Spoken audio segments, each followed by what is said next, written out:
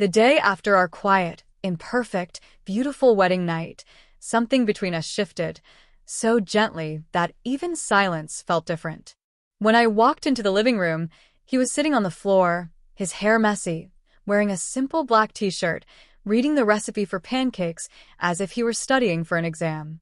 He looked up and smiled softly, the kind of smile a person gives when they're still unsure but trying their very best. "Good morning," he said. It felt warm, like sunlight touching skin after a long, cold day. We ate breakfast together. Burnt pancakes, way too much honey, but I still remember the taste. Not because of the food, but because of the feeling that for the first time, I wasn't eating alone. Later, when I was combing my hair, he walked into the room quietly, hesitated for a moment, then said, "Your hair looks different when it's not styled softer." I froze for a second. No one had ever said something like that to me before, not in a way that felt real, not in a way that felt seen. "Do you like it?" I asked without thinking. He nodded. Very much.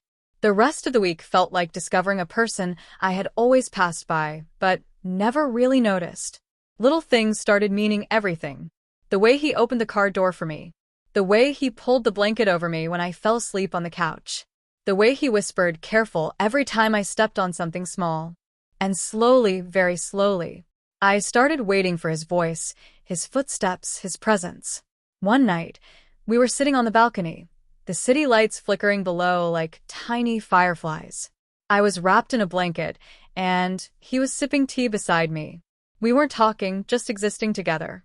Suddenly, he said, "You don't have to fall in love quickly. Just don't stop trying with me. That's enough." My heart tightened. "I'm not stopping," I whispered.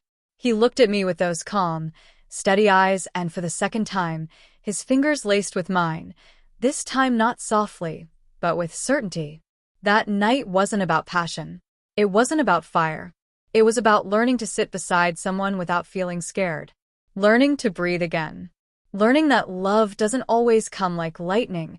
Sometimes it comes like sunrise. Slow, warm, gentle. And for the first time in my life, I didn't feel alone.